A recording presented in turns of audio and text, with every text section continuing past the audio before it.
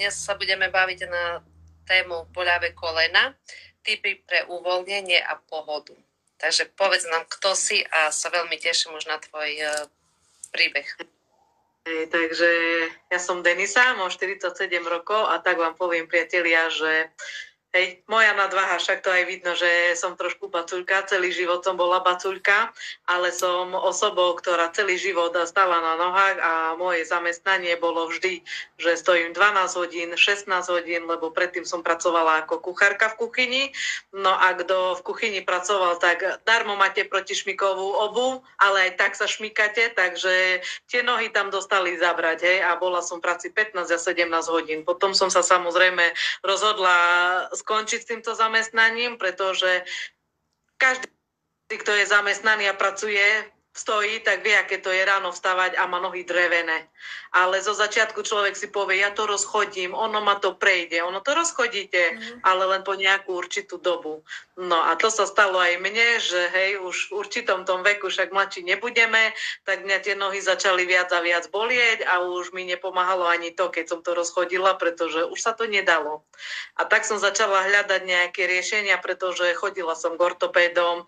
A čo ortopéd vám dá? Obstrek alebo nejaké vitamíny, niečo od bolesti s postupným uvoľňovaním a samozrejme nič ti nepomôže, nič. Ono to možno utlmi, ale ja už som bola v takom stave s tými mojimi kolenami, že mne už nezaberali žiadne lieky, krče som dostávala, to vstávanie to bola čistá katastrofa a samozrejme, keď som bola v kľude, tak to sa nedalo vydržať. Už som bola niekedy v takých stavoch, že som rozmýšľala, že vyskočím z okna alebo mi dajte motorovú pilu. Bolesti neskutočné. Absolvovala nejakú operáciu kolien? Absolvovala som operáciu, išla som k doktorovi, poslal ma na rentgen. Na rentgene mi ukázalo, že gonartróza 1. stupeň, to je degeneratívne ochorenie kĺbov a chrupaviek, no ale ja som tlačila na ňo, že poďme aj na CT. A na CT mi ukázalo, že 4. stupeň. No a pán doktor povedal, že 4. stupeň je už závažný, to už by potrebovalo umelé kĺby, ale vy ste na umelý kĺb ešte mladá. No, tak s tým ma odbil a ja hovorím, no dobre, a teraz čo? Takže absolvovala som operáciu pravého kolena, urobil mi artroskopiu, takže mi iba vyčistil ten bordel a nič viac a ľudia, ktorí majú problémy s kolenami, tak gonartróza to je to, že chrupavka totálne vyschla, odlúpe sa, už len kosti samého seba sa drú, takže trebalo by doplňať nejaké mazivo. No ale ľudia v dnešnej dobe, každý rieši financie a chodiť každé 3 mesiace na tú injekciu alebo raz za pol roka, to je záťaž do peňaženky a preto ja som hľadala nejaké spôsoby a nejaké riešenia, že ako si pomôcť a hlavne tými výživovými doplnkami nejakými, lebo ľudia si povedia, no dobre, pôjdete do lekárne, ale v tej lekárni nemáte tie vitamíny ani výživové doplnky také, ktoré sú fakt, že účinné. To sú všetko len také reklamy, ja za seba hovorím. Áno. Takže po tej operácii ja som povedala, už len tá myšlienka, injekcia do kolena, nie, ja mám proste z toho strach, mám z toho paniku, a samozrejme, že po tej operácii, keď mi doktor povedal, že chrupavky tam už nie sú, umelý kĺb mi nedajú, tak ja som musela začať riešiť to svoje zdravie, no a tak som sa dostala k Duolifeu, za čo som ja nesmierne vďačná a ja ho odporúčam všade. Ja aj do práce ľuďom odporúčam a nosím im aj balíky. Viac bodových. Čo si začala piť? Začala som užívať kolagén, pretože ja som oslovila jednu sponzorku, ktorá mala tiež problémy s nohami. Ona mala zase pretrhnuté šlachy a väzy a takisto nebola po operácii. Ja som bola, ona nebola. Ona takisto užívala kolagén a prostik. Pretože tieto dva doplnky, a Vita C samozrejme, pretože kolagén a Vita C to idú ruka k ruke spolu, bez toho to nejde. Áno, a plus MSM ešte nejaké, ale akože super, kolagén a prostik, to na pohybové ústrojenstvo za mňa najlepšia vec, ktorá môže byť, pretože ja vám tak poviem, že chodila som ako taký medveďku, daj labku, že to som len prenášala váhu, lebo ja som si čupnúť nevedela. Ja som nevedela, čo to je ísť dole. Ja väčšinou, každý sa zo mňa smial, že riť hore, lebo ja len tak som sa aj od pása dole. Všetci sa smiali, ale potom jedného dňa, keď som začala užívať ten kolagén a prostik, aj Vita C, tak v robote mi niečo spadlo a ja som si kľudne čupla a ja som bola taká vytešená. A po koľkých Môžem povedať, že tak 2-3 týždne som už cítila takú tú úľavu od bolesti, že ma to tak nebolelo. Aj som zisťovala na sebe, že tak už inak chodím, že už sa tak nekývem, že už ten balans tam taký nie je. A potom mesiac a pol, akože bolesti totálne zmizli. Nevravím, keď stojím 12 hodín na nohách, tak cítim, lebo tie kolena... Ale takto akože perfektne. Ja môžem povedať, že kolagén je veľmi dobrá vec, ja ju užívam už vyše roka a začala som chodiť do fitka, začala som na sebe pracovať, hej, na páse, predtým schody, no to bolo utrpenie, to som len ručkovala po zabradli, že nech sa vytiahnem, len nohy nech nezaťažujem, ale teraz už v pohode, akože, no...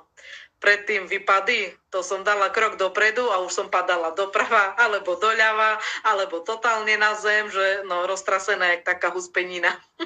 Takže takto.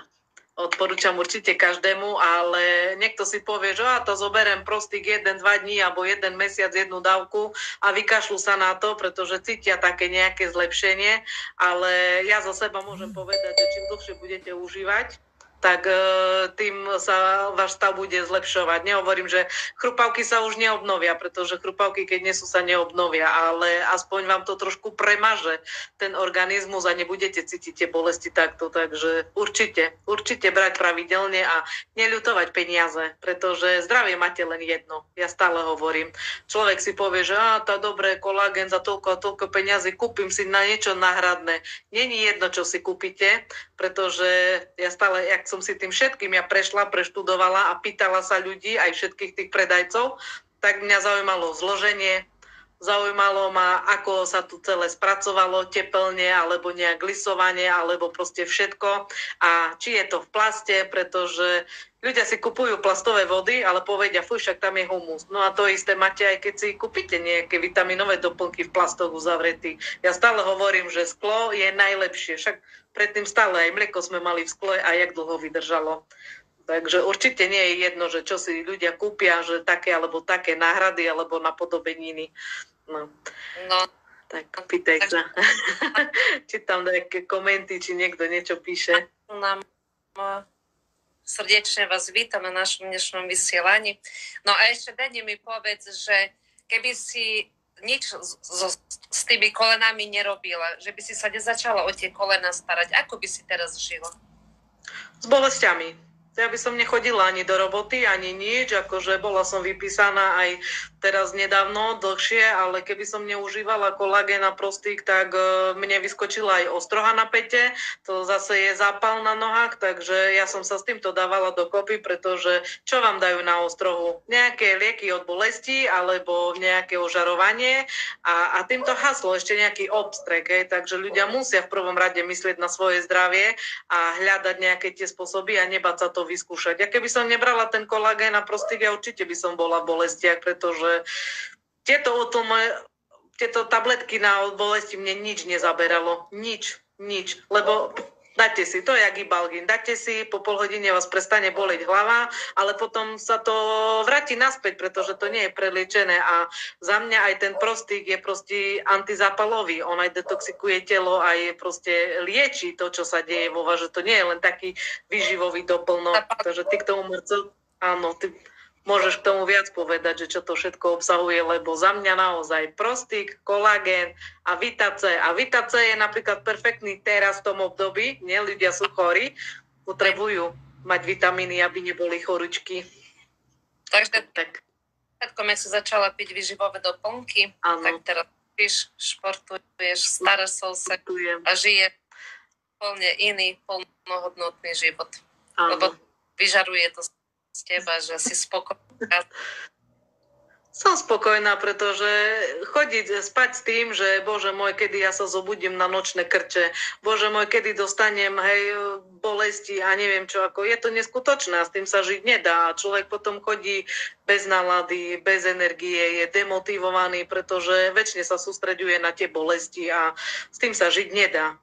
Tým sa fakt nedá žiť. Preto hovorím, keď človek má príležitosť, má nejakú možnosť vyskúšať, určite treba všetko skúsiť a netreba sa bať a hlavne treba sa pýtať, keď aj sa niekto dostane k nejakému produktu, ako napríklad aj ty ponúkaš produkty z Duolifeu. toto sa mi na tom najviac páči, že vy ako aj predajcovia, distribútori viete ľuďom povedať na každý problém. Áno. A viete povedať zloženie, viete povedať čo, s čím, kedy, ako brať.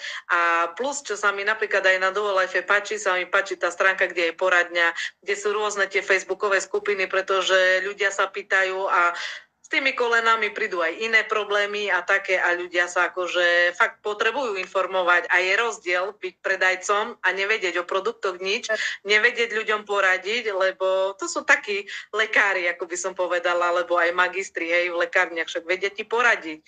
Preto niekto povie, ja ti dám skvelý kolágen, dobre, čo ten kolágen obsahuje? Neviem.